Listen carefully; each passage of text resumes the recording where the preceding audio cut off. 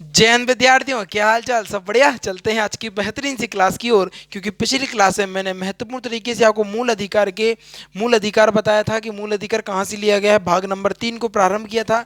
इसके अलावा मैंने आपको कल समानता का अधिकार भी बताया था कि भारत सरकार किस प्रकार समानता के अधिकार को रेफर करती है, समानता का अधिकार क्या होता है। सभी चीज़ों को कल मैंने डिटेल से आपको बताने का कार्य किया था, जो कि आपके एग्जाम के लिए तथा आपके जीवन के लिए अति महत्वपूर्ण होने का कार्य करता है।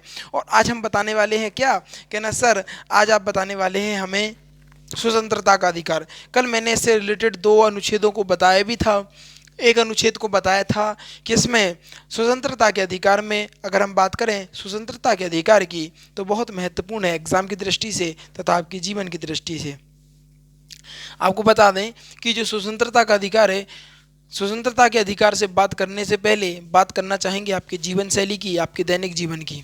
तो विद्यार्थियों, यदि आप डेली रिवीजन तथा वीकली रिवीजन पर फोकस करते हैं तो कहीं ना कहीं आप उन विद्यार्थियों से आगे हो जाते हैं जो इस दौड़ में दौड़ने का कार्य कर रहे हैं, और आप कहीं ना कहीं उन विद्यार्थियों से बहुत फास्ट जाने का कार्य करेंगे, बशर्ते आप डेली रिवीजन तथा वीकली रिवीजन पर फोकस करिएगा। ठीक है, अपने हाथों से अपने नोट्सों को बनाइएगा, रेगुलरिटी मेंटेन रखिएगा, डेली वीडियो को देखा करें। ठीक है, ये बहुत महत्वपूर्ण है, जिससे कि सारी चीज़ें आपको समझ में आ जाएं, और जिस दिन जो पढ़ा दिया जाए उस दिन उतना याद हो जाना चाहिए। रिवीजन करोगे तभी तो याद होगा, तो याद हो जाना चाहिए, जिससे कि आपको चीज़ें जब एक बड़े लेवल पर चली जाएं। जैसे बाहुबली बेस्ट था, उसमें आपको बता दें 80+ वीडियो का संग्रह देखने को मिला, और 80+ वीडियो उसमें मैंने आपको पढ़ाने का कार्य किया। और आप कोई विद्यार्थी सोचे कि अब हम पढ़ लें, तो थोड़ा सा कठिन हो सकता है, थोड़ा सा मुश्किल हो सकता है, लेकिन मुश्किल कुछ नहीं होता है। अगर आपने ठान लिया तो ठान लिया कि सिलेक्शन इस 2023 के अंतिम तक मुझे चाहिए, तो आपको 101% सिलेक्शन मिल ही जाएगा। चलते हैं आज की टॉपिक की ओर। स्वतंत्रता के अधिकार की आज हम बात करने वाले हैं, जो कि प्रमुख रूप से बहुत महत्वपूर्ण है। स्वतंत्रता का अधिकार अगर हम बात करें तो अनुच्छेद कहाँ से कहाँ तक लिया गया है। अगर हम बात करें स्वतंत्रता के अधिकार की, तो अनुच्छेद 19 से लेके कहाँ तक, 19 से 22 तक के बारे में बताया गया। 19 से 22 तक के बारे में स्वतंत्रता के अधिकार में बताया गया है। जबकि मैंने आपको समानता का अधिकार या मूल अधिकार की अगर बात करें तो 12 से 35 मूल अधिकार के अंडर में ही आता है। आपका समानता का अधिकार, स्वतंत्रता का अधिकार, विभिन्न प्रकार के जो अधिकार होते हैं सभी मूल अधिकार के अंडर में ही आते हैं। बात कर लेते हैं अनुच्छेद नंबर 20 की। बात करें अनुच्छेद नंबर 20 की, तो इसमें देखो भैया जी, आपको बता दें हम, पहला देखो अनुच्छेद नंबर 20, इसमें 3 प्रकार की स्वतंत्रता दी गई है। क्या है भैया, इसमें 3 प्रकार की स्वतंत्रता दी जाती है। पता, जो भारत का संविधान है वो कहीं ना कहीं बेस्ट तरीके से बना हुआ है। जो संविधान की क्वालिटी, तो भैया क्या बताएं, ये भारत का जो संविधान है ये सोचता है कि भैया सबको अपनाओ, चाहे वो किसी भी धर्म का हो, किसी भी लिंग का हो, किसी भी जन्म स्थान का हो, कैसा भी व्यक्ति हो, ऊंची जाति का हो, नीची को, सबको अपनाने वाला संविधान होता है। और हमारे भारत का तो स्लोगन ही है अतिथि देवो भवा। हमारे भारत का तो मानना ही है कि कोई अतिथि होता है, अतिथि माने मेहमान, जो मेहमान होता है वो भगवान के समान होता है। हमारे संविधान में स्वर्ण अक्षरों में अलंकित बेहतरीन से शब्दों का वर्णन किया गया है। और इसके अलावा मैं बता दूं, अगर हम बात कर लेते हैं अनुच्छेद नंबर 20 की, स्वतंत्रता का अधिकार याद करिएगा। पहले तो एग्जाम में बहुत ज़्यादा आता है विद्यार्थियों। अगर बात करें एग्जामिनर स्वतंत्रता का अधिकार, तो आपको पता होना चाहिए अनुच्छेद 19 से लेकर 22 तक के बारे में स्वतंत्रता के अधिकार में बताया गया है। अगर वह पूछता है बताओ स्वतंत्रता का अधिकार कहाँ से कहाँ तक, किस अनुच्छेद से किस अनुच्छेद तक है, तो कहिएगा कि सर जो स्वतंत्रता का अधिकार है वो 19 से लेके 22 तक के अनुच्छेदों का वर्णन बताया गया है। कल मैंने आपको बताया था अनुच्छेद नंबर 19। अनुच्छेद नंबर 19 में मैंने प्रमुख रूप से आपको बताया था कि आपको सभी प्रकार की स्वतंत्रता है।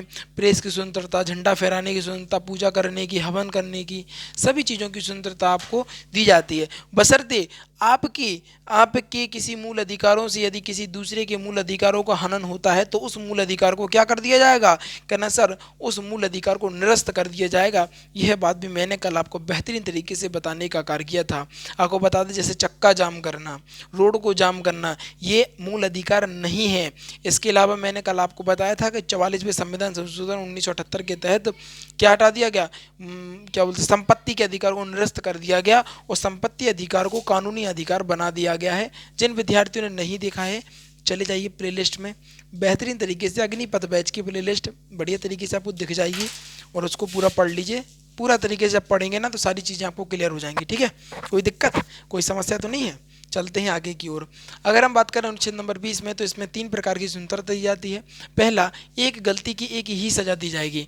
विद्यार्थियों, यहाँ पर महत्वपूर्ण तरीके से बताया गया है कि एक गलती की एक ही सज़ा दी जाएगी। समझो, जैसे आपने, अगर आपने क्या किया, आपने चोरी की, मान लो अगर आपने चोरी की, तो चोरी की एक बार अगर जैसे सज़ा हो गई, कोर्ट ने कहा कि आपको 5 साल की सज़ा सुनाई जाती है। अब क्या हुआ, चोर को 5 साल की सज़ा हो गई। अब 5 साल की सज़ा होने के बाद ये क्या हो गया, ये क्या हो गया, ये फ़िल्टर मशीन है, ये फ़िल्टर मशीन में जाके ये बिल्कुल प्योर हो गया। अब इसने कोई भी गुनाह नहीं किया। अब ये क्या है, अब ये चोर नहीं है, क्या है, आप हम जैसा एक आम नागरिक ही है। लेकिन अगर कोई पुलिस वाला कहे कि नहीं तुमने 5 साल पहले चोरी की थी, अगर कोई पुलिस वाला कहे कि नहीं भैया तुमने 5 साल पहले चोरी की थी, चलो फिर से तुम्हें सज़ा दिए जाए, तो ऐसा पॉसिबल नहीं है। एक गलती की एक ही सज़ा दी जाएगी। यानी उसने एक बार चोरी की है तो उसने सज़ा काट ली, तो वो क्या हो गया, आम नागरिक के समान ही हो गया, कोई अपराधी नहीं है अब वो। ठीक है, क्योंकि उसने सज़ा को काट लिया। 5 साल के बाद सज़ा के बाद ऐसा नहीं है कि तुम कोर्ट में जाके फिर से कहो कि इसको फांसी की सज़ा दे दी जाए, तो ऐसा नहीं है। अगर उसने चोरी की है तो सिर्फ चोरी की सज़ा दी जाएगी, एक बार ही सज़ा दी जाएगी। ऐसा नहीं है कि उसको ज़िंदगी भर सज़ा, कि 5 साल कंप्लीट हो गए सज़ा के, बाहर निकल आया, फिर 4 साल बाद मन हुआ अरे यार ये बहुत देर से बाहर घूम रहा है, इसको अंदर करो फिर से। ऐसा नहीं हो सकता है कि एक गलती की एक ही सज़ा दी जाती है। और यह किस अनुच्छेद के तहत, आपको बता दें, अनुच्छेद नंबर 20 के तहत यह बात संविधान में लिखी हुई है। और आपके साथ अगर कुछ ऐसा होता है, देखो आपको बता दूं, नॉलेज वाली वीडियो हो जाती है, इसीलिए मैं कहता हूँ आपके एग्जाम के लिए तथा आपके जीवन के लिए, इसीलिए कहता हूँ मैं, अगर आपके साथ कभी ऐसा होता है तो आप कोर्ट में उस अधिकारी के विरुद्ध, उस पुलिस वाले के विरुद्ध क्या कर सकते हैं, केस कर सकते हैं अनुच्छेद नंबर 20 के तहत। इसके अलावा पॉइंट नंबर अगर 2 की बात करें, तो सज़ा उस समय के कानून के आधार पर दी जाएगी। सज़ा उस समय के कानून के आधार पर दी जाएगी, ना कि पिछले या ना कि बाद के कानून के आधार पर। बहुत महत्वपूर्ण पॉइंट है विद्यार्थियों, ये समझिएगा थोड़ा सा। अगर वो कैसे, मान लो अगर उसको मान लो ऐसा हुआ कि क्या होता है कि मान लो कानून, उसने चोरी की, एक अपराधी ने एक चोरी की सज़ा उस समय की अगर हम बात करें तो उस समय सिर्फ 2 साल थी। उस समय के हिसाब से अगर उसको सज़ा दे दी गई कि भैया इसको 2 साल की सज़ा देती है चोरी के तहत, ये इतनी बात हो गई। तो अगर उसको चोरी के तहत अगर सज़ा दे दी गई है और उसके बाद 2 साल के इसके बाद आपको बता दें कि वो 1 महीने के बाद प्रावधान बदल जाए या कोई ऐसा प्रावधान आ जाए कि अब चोरी पर 2 साल की सज़ा नहीं 5 साल की सज़ा सुनाई जाएगी, तो अगर उसको 2 साल की सज़ा हुई है तो उसको 2 ही साल की सज़ा होगी, आगे उसकी सज़ा नहीं बढ़ाई जा सकती है। या कोई प्रावधान ऐसा आ जाए कि अब चोरी की सज़ा को 2 साल से घटाकर 1 साल कर दिया जाए, तो अगर उसके 2 साल हुई है तो उसको 2 ही साल रहेगी। यहाँ पर बेहतरीन शब्दों में लिखा हुआ है कि सज़ा उस समय के कानून के आधार पर दी जाएगी। क्या, सज़ा उस समय के कानून के आधार पर दी जाएगी, ना कि पहले और ना कि बाद के कानून के आधार पर, जो कि बहुत महत्वपूर्ण है। यदि आपके साथ ऐसा कुछ होता है तो मैं बता सकता हूँ आपको कि आप केस दर्ज कर सकते हैं अनुच्छेद नंबर 20 के तहत, क्योंकि सज़ा उस कानून के हिसाब से दी गई है जिस समय में आपने वो अपराध किया है, उस समय के हिसाब से आपको सज़ा दे दी जाएगी। अगर हम पॉइंट नंबर 3 की बात करते हैं प्रमुख रूप से, तो सज़ा के बाद भी कैदी की संरक्षण दिया जाता है। आपने देखा होगा, आपने बहुत बार देखा होगा कि अगर कोई कैदी है, कैदी की बहुत ज़्यादा तबीयत खराब हो जाती है तो क्या किया जाता है, उसके प्राणों की रक्षा की जाती है, उसको हॉस्पिटल में भर्ती कराया जाता है, उसका पूरा इलाज कराया जाता है। तो क्या है भैया जी, यहाँ पर लिखा हुआ है सजा के बाद भी कैदी को संरक्षण दिया जाएगा, क्योंकि हमें प्राण एवं दैहिक स्वतंत्रता का अधिकार है ना। तो प्राणों की सुरक्षा वो करेगी, कौन करेगा, जैसे मान लो आप जेल में हो, क्या हो, आप चोर हो और आपने कोई चोरी की हो और आप जेल में हुए हो, लेकिन यदि आपकी कोई तबीयत खराब हो जाती है, आपको कोई समस्या हो जाती है, कोई दिक्कत है, तो आपको हाल के हाल हॉस्पिटल में भेज दिया जाएगा, आपकी दवाई करवाई जाएगी। ऐसा नहीं है कि आप कैदी हो, हम कह रहे कोई मर्डर की हो, 50 मर्डर की हो, 10 दिन बाद उसको फांसी होने वाली हो, लेकिन 10 दिन पहले उसको बुखार आ जाए तो उसके लिए डॉक्टर की व्यवस्था की जाएगी। इसके अलावा उसको ज़्यादा तबीयत खराब हो जाएगी तो भर्ती भी कराया जाएगा। और पता है कि 10 दिन बाद मरना ही है, उसको फांसी चढ़ना है, लेकिन ऐसा नहीं होता है। ऐसा नहीं होता है कि नहीं अब बीमार है तो बना रहने दो, 10 दिन के बाद तो वैसे ही फांसी पे पर चढ़ना है, ऐसा नहीं है। क्योंकि अनुच्छेद नंबर 20 के तहत पॉइंट नंबर 3 में लिखा हुआ है कि सजा के बाद भी कैदी पर संरक्षण किया जाएगा, यानी उनके प्राणों की रक्षा की जाएगी। कोई समस्या होती है तो हाल के हाल आपको हॉस्पिटल भेज दिया जाता है।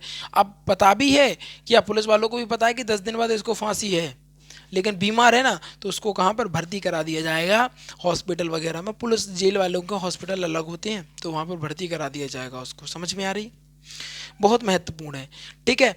इसके अलावा आपको एक बात और बता दें कि सजा जब दी जाती है तो पूरा स्वस्थ अवस्था में दी जाती है। ऐसा नहीं है कि वो बीमार है और उसको सजा दे दी जाए।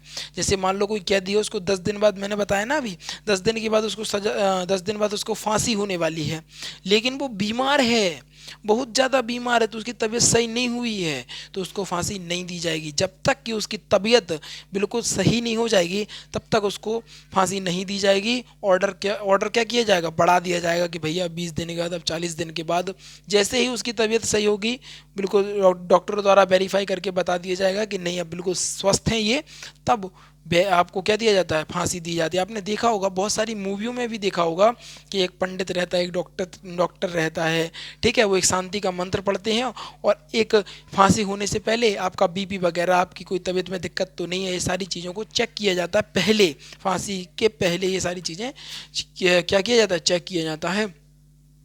किस पॉइंट के तहत? कहना सर अनुच्छेद नंबर 20 के तीसरे पॉइंट के तहत, क्योंकि सजा के बाद कैदी का संरक्षण किया जाएगा, इसी पॉइंट के तहत ऐसा होता है। इसके बाद बात करेंगे अनुच्छेद नंबर 20 पे, थोड़ा सा एक पॉइंट समझ लो नोट पे। यहाँ पे लिखा है अनुच्छेद नंबर 20 के अनुसार जब तक कि किसी दोषी को न्यायालय दोषी करार नहीं कर देता है तब तक वह अपराधी नहीं माना जाएगा। अगर न्यायालय जब तक उसको घोषित नहीं करेगा, मान लो कोई लड़का है, कोई लड़की ने क्या किया, बैंक को चोरी किया, बैंक को चोरी करने के बाद मीडिया ने कहा ये चोर है, ये चोर है, उसने ना भी किया हो या किया हो ये डिपेंड नहीं करता है। सुनो, पहले मेरी बात सुनो। उसने मान लो नहीं किया, फंस गया वो धोखे से, ठीक है, बेगुनाह है, दूसरा कर गया चोरी और इस पर नाम लग गया कि नहीं इसने बैंक लूटा, और मीडिया ने भी कहा कि नहीं भैया ये ऐसी बात वैसी बात, तो उसको अपराधी जब तक घोषित नहीं किया जा सकता जब तक कि न्यायालय स्वयं दोषी करार नहीं कर देता। न्यायालय जब कह दे कि भैया ये दोषी है तभी ऐसा काम हो सकता है। रुकिएगा विद्यार्थियों। तो विद्यार्थियों, अनुच्छेद नंबर 20 सीधा सीधा कहता है के अनुसार जब तक किसी व्यक्ति को न्यायालय दोषी करार नहीं कर देता तब तक उसको अपराधी नहीं माना जा सकता है। लेकिन आज के तौर पर अगर हम बात करें मीडिया की, तो मीडिया इस तरीके से है, अगर किसी व्यक्ति पर आरोप लगा हुआ है तो आरोप को वह इस प्रकार दिखाती है जिस प्रकार उसने स्वयं साबित हो गया हो, न्यायालय द्वारा घोषित कर दिया गया हो उसको न्यायालय द्वारा घोषित होने से पहले। लेकिन ये मीडिया बहुत प्रकार से कहते नहीं, जिसका अगर पॉजिटिव, जिस चीज़ की अगर फ़ायदा भी होता है उस चीज़ का कहीं ना कहीं हमें नुकसान भी देखने को मिलता है, ठीक है। तो न्यायालय द्वारा जब तक घोषित नहीं होगा, न्यायालय द्वारा वह दोषी करार नहीं होगा, तब तक उसको अपराधी नहीं माना जाएगा। अगर न्यायालय ने घोषित कर दिया है कि ये अपराधी है तो यह अपराधी है, और अगर न्यायालय अभी जब तक उसका निर्णय नहीं आया है, उस में कोई निर्णय नहीं सुनाया है, तो वह अपराधी अभी नहीं है। इसके बाद यहाँ पर सुनिएगा, अनुच्छेद नंबर 21 की बात करें तो अनुच्छेद नंबर 21 की हम विस्तृत रूप से बात करना चाहेंगे, आप समझिएगा थोड़ा सा। अनुच्छेद नंबर 21 कहता है प्रमुख रूप से, क्या कहता है भैया जी अनुच्छेद नंबर 21? अनुच्छेद नंबर 21 कहता है, देखो भैया जी पहले अनुच्छेद नंबर 21 कहता है इसमें प्राण एवं दैहिक स्वतंत्रता है। क्या है? प्राण एवं दैहिक स्वतंत्रता है। अभी हमने बताया ना आपको, थोड़ा सा पिछले अभी बताया ना, सजा के बाद भी कैदी को संरक्षण किया जाएगा, सजा के बाद भी कैदी को संरक्षण किया जाएगा। अभी मैंने आपको ये बताई ना चीज़, अब देखो ये किस प्रकार अप्लाई होती है। वह इसलिए यहाँ अप्लाई हो रहा कि अनुच्छेद नंबर 21 में बताया गया है कि इसमें प्राण एवं दैहिक की स्वतंत्रता है। क्या है? प्राण एवं दैहिक स्वतंत्रता, यानी प्राण एवं दैहिक स्वतंत्रता के कारण ही सजा के बाद भी कैदी को संरक्षित किया जाता है। अनुच्छेद नंबर 21 में यहाँ पर कह दिया है, इस कारण इसको भी यह फॉलो करना पड़ेगा। अनुच्छेद नंबर 21 में कहा है प्राण एवं दैहिक स्वतंत्रता। क्या है? प्राण एवं दैहिक स्वतंत्रता। क्या है? प्राण एवं दैहिक स्वतंत्रता। इसी के कारण क्या होता है, इसी के कारण अधिक धुआं देने वाली गाड़ी के वाहन होता है, बिना हेलमेट वाले वाले जो व्यक्ति होते हैं पुलिस चालान काटती है। क्या काटती है? पुलिस चालान काटती है। अनुच्छेद नंबर 21 में ही निजता का अधिकार भी जोड़ा गया है, निजता का अधिकार भी जोड़ा गया है। अब हमारी जो गोपनीय जानकारी को कोई भी उजागर नहीं कर सकता है। अब समझिएगा थोड़ा सा डिटेल में, अब हम समझाएंगे आपको, थोड़ा सा इंतज़ार करिएगा। देखो, अगर हम बात करें विस्तृत रूप से, प्रमुख रूप से अगर हम बात करें तो यहाँ पर देखो, यहाँ पे लिखा हुआ है अनुच्छेद नंबर 21 में प्राण एवं दैहिक स्वतंत्रता। पहली बात, हमें प्राण एवं दैहिक स्वतंत्रता है, ठीक है। इसके अलावा इसी के कारण, क्या इसी के कारण हमें अपने प्राणों की रक्षा करने क्या है? स्वतंत्रता, प्राण एवं दैहिक स्वतंत्रता है, प्राण एवं दैहिक स्वतंत्रता यानी प्राणों की रक्षा करना है, ठीक है। इसी कारण क्या है, आज जैसे गाड़ियों से धुआं निकलता बहुत ज़्यादा, इससे पॉल्यूशन होता, पॉल्यूशन बहुत ज़्यादा पॉल्यूशन होगा तो व्यक्तियों की प्राण एवं दैहिक स्वतंत्रता का क्या होगा? उल्लंघन होगा, वो व्यक्ति बीमार पड़ेंगे और जो सांस जैसी बीमारियां होंगी वो तो ऊपर भी चले जाएंगे, तो प्राण एवं दैहिक स्वतंत्रता का क्या होगा? हनन होगा। इसके अलावा अगर आप हेलमेट नहीं पहने होगे, यदि आप हेलमेट नहीं पहने हो अपनी लापरवाही से और आप कहीं ना कहीं किसी दुर्घटना में आपकी मृत्यु हो जाती है, क्योंकि हमें प्राण एवं दैहिक स्वतंत्रता का अधिकार है, हमारी प्राणों की रक्षा करने का कार्य करती है सरकार, पूरी कोशिश करती है कि आपके प्राणों की रक्षा पूर्ण तरीके से की जाए। इसी कारण क्या होता है, हेलमेट का नियम रखा गया है। तो हेलमेट से मृत्यु हो जाएगी तो भी अनुच्छेद नंबर 21 का हनन होगा। इस किसी कारण व्यक्ति को पुलिस क्या करती है? चालान काटती है। अब हेलमेट नहीं पहने हो, क्या है, सीट बेल्ट नहीं लगाए हो, या फिर एक गाड़ी पे 3 लोग बैठाले हुए हो, इसी कारण क्या होता है? प्राण एवं दैहिक स्वतंत्रता के कारण ही हमारे चालान कट जाते हैं और यह अधिकार हमें अनुच्छेद नंबर 21 के तहत दिया जाता है। इसके अलावा अब एक और जोड़ दिया गया है मूल अधिकार में, अनुच्छेद नंबर 21 में ही निजता का अधिकार जोड़ दिया गया है। निजता यानी आप अपनी पर्सनल जानकारी को, आप अपनी पर्सनल जानकारी, जैसे आपकी पर्सनल जानकारी है तो कोई उसको उजागर नहीं कर सकता। इसको बोलते हैं प्राइवेट फोटोज बोल सकते हैं, प्राइवेट जानकारी और सब कुछ भी कह सकते हैं, आप लोग खुद स्वयं समझदार हैं, तो उसको कोई भी उजागर नहीं कर सकता है, चाहे वो आपका हस्बैंड हो, चाहे कोई भी हो। आपकी पर्सनल चीज़ों को उजागर करने का अधिकार किसी को भी नहीं है, किसी को मतलब किसी को भी नहीं है। आप अपनी सभी चीज़ों को क्या कर सकते हैं, क्या कर सकते हैं, स्वयं आपके लिए है, वो किसी के सामने उजागर, आपकी पर्सनल चीज़ को उजागर नहीं होनी चाहिए आपकी परमिशन के बिना। इसके अलावा आप अपनी गोपनीय जानकारी का कोई भी उजागर नहीं कर सकता, आप अपनी गोपनीय जानकारी को उजागर नहीं, कोई भी उजागर नहीं कर सकता है, चाहे वो आपकी प्राइवेट फ़ोटो हो, प्राइवेट मैसेज हो, प्राइवेट कॉल्स हो, कुछ भी हो। अगर आपको मैं बता दूं, अगर एक आम व्यक्ति जाएगा कि आपकी कॉल निकलवा ले कॉल लिस्ट से, तो उसको कॉल लिस्ट भी नहीं दी जाती है जब तक पुलिस वाला खुद नहीं कहता है, उसके द्वारा रिपोर्ट द्वारा सिग्नेचर नहीं होते हैं, तब तक आपकी पर्सनल जानकारी, किससे कॉलिंग जो होती है ना, कॉलिंग की लिस्ट, वो भी आपको नहीं दी जाएगी जब तक कि आपके ऊपर के अधिकारियों का ऑर्डर नहीं हो। समझ रहे हो ना? ठीक है, तो ये क्या है, हमारी गोपनीय जानकारी की कोई भी उजागर नहीं कर सकता है, कोई भी उजागर, कोई भी कंपनी हो, चाहे फेसबुक हो, चाहे इंस्टा हो, जैसे कोई प्राइवेसी नहीं डाले रहता है, तो प्राइवेसी डाले हुए तो आप उसकी जानकारी को किसी दूसरे तक शेयर नहीं कर सकते हैं, चाहे यूट्यूब हो, चाहे फेसबुक हो, चाहे इंस्टा हो, कोई भी प्लेटफॉर्म हो, आप किसी की भी प्राइवेट जानकारी को उजागर नहीं कर सकते हैं। अनुच्छेद नंबर 21 यह कहता है। और अनुच्छेद नंबर 21 किसके अंडर आता है? कहना सर स्वतंत्रता के अधिकार के अंतर्गत आता है। यहाँ पर देखो बहुत दमदार चीज नोट पे देखो, यहाँ पे लिखा हुआ है अनुच्छेद 20 तथा 21 आपातकालीन के दौरान भी नहीं रोका जा सकता है। क्या है? आपातकालीन के दौरान भी नहीं रोका जा सकता है, अतः इनकी शक्तिशाली मूल अधिकार कहते हैं। क्या कहते हैं इनको? सबसे शक्तिशाली मूल अधिकार कहते हैं। क्या कहते हैं इनको? क्योंकि इनको आपातकाल के दौरान भी क्या नहीं किया जाता है, हटाया नहीं जा सकता है। क्या? आपातकालीन के दौरान भी देखो, इन सारी चीज़ों को आपातकाल के दौरान ही भी नहीं हटाया जा सकता। जैसे कि आपको बता दें, कोरोना का भी लॉकडाउन था, कोरोना के लॉकडाउन के समय में भी क्या था, हमारा ये वाला जो है ना, क्या था, आपातकालीन के दौरान आपातकालीन ही थी वो एक स्थिति। इसके कारण में भी क्या अनुच्छेद नंबर 20 तथा अनुच्छेद नंबर 21 को क्या नहीं हटाया जा सकता, क्योंकि ये सबसे शक्तिशाली मूल अधिकार हैं। पहला प्राण एवं दैहिक स्वतंत्रता, 20 में क्या है, एक गलती की एक सजा, तब भी एक कोई सी भी स्थिति में गलती की एक ही सज़ा दी जाएगी, सज़ा के समय जो कानून उस समय चल रहा होगा वही दिया जाएगा। ठीक है, ये सारी चीज़ें आपको मैंने बताई। अब बात करते हैं अनुच्छेद नंबर 21 के का की।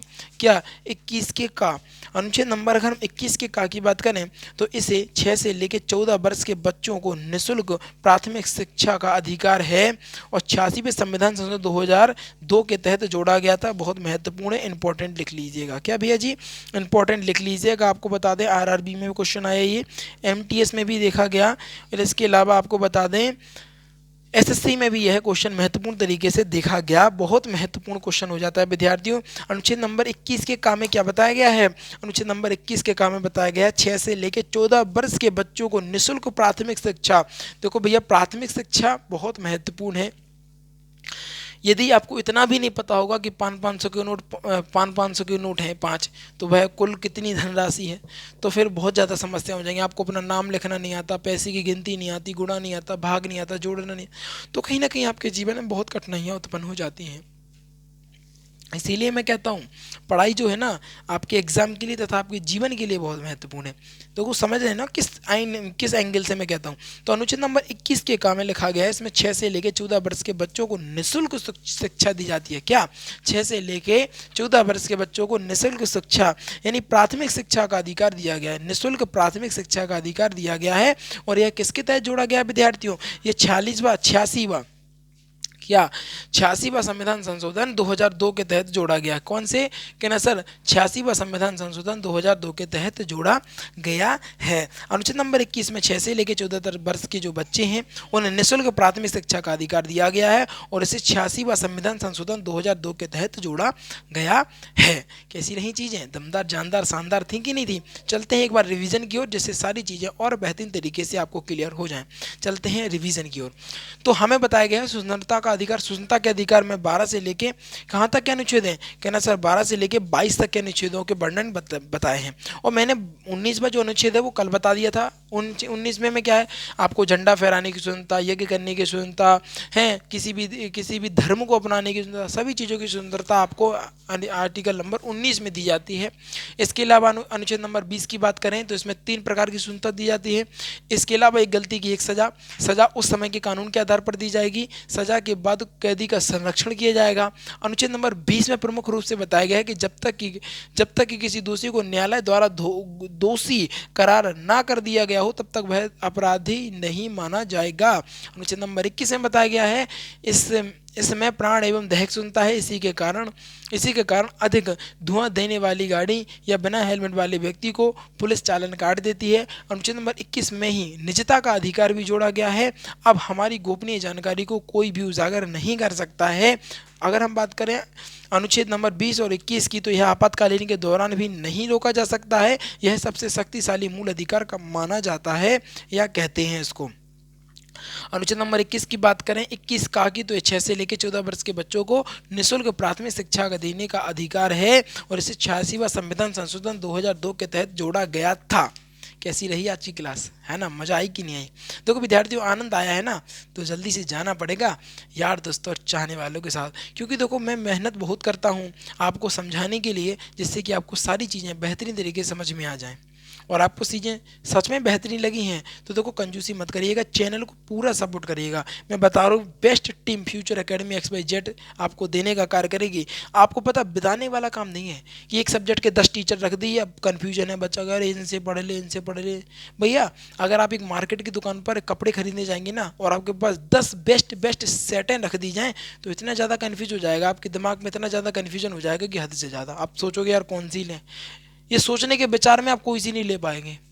क्या इस सोचने के विचार में कि यार इनमें से बेस्ट कौन सा है, जब तक जो बेस्ट होगा आपके हिसाब से वो दूसरा ले जाएगा। तो इतना कन्फ्यूजन जरूरत ही नहीं है ना, है ना। तो हम पहले से ही आपके लिए ऐसी टेंशन ही नहीं पैदा करने रहेंगे कि आपको कन्फ्यूजन होना पड़ेगा कि भाई ये इनमें से बेस्ट कौन है। सभी बेस्ट टीचर ही यहीं पर मिलेंगे आपको फ्यूचर एकेडमी XYZ के माध्यम से। थोड़ा समय लग सकता है, क्या थोड़ा समय लग सकता है। आपने देखा होगा फिजिक्स वाले सर कितने बेहतरीन तरीके से आपको पढ़ाने का कार्य कर रहे हैं, जानदार शानदार सर, है ना। तो ध्यान रखिएगा, थोड़ा सा फोकस करिएगा पढ़ने पर, जीवन में कष्ट उत्पन्न नहीं होगा विद्यार्थियों, गारंटी देता हूँ इस बात की। क्या गारंटी दे रहा हूँ इस बात की, बशर्ते चैनल को थोड़ा सा सपोर्ट करिएगा, ठीक है। और डेली रिवीजन तथा वीकली रिवीजन पर फोकस करिएगा, बहुत आगे आएंगे, बहुत ज़्यादा फायदा मिलेगा आपको इस चीज़ से। नोट्स भी बना लिया करेंगे। भैया मैं पीडीएफ भी दे सकता हूँ, सब कुछ दे सकता हूँ, लेकिन मैं पीडीएफ इसलिए नहीं देता हूँ कि आप लोग जब अपने हाथों से लिखेंगे ना, तो आप कहीं ना कहीं अपने दिमाग में लिखने का कार्य कर रहे होंगे, जो कि बहुत महत्वपूर्ण है। तो जो विद्यार्थी नए हैं वो जल्दी से जाएंगे, वीडियो को लाइक कर देंगे, चैनल को सब्सक्राइब कर लेंगे और शेयर करके आएंगे अपने यार दोस्तों और चाहने वालों के साथ, क्योंकि आज की जो वीडियो है कहीं ना कहीं बेहतरीन, गजब और लाजवाब होने का कार्य कर रही है। इन्हीं चंद शब्दों के साथ विदा लेना चाहूँगा। जीवन में आनंदित रहिएगा और आगे बढ़ते रहिएगा। Thanks for watching. और इसका स्क्रीनशॉट ले लीजिएगा, भूलिएगा मत, स्क्रीनशॉट ले लीजिएगा इसका।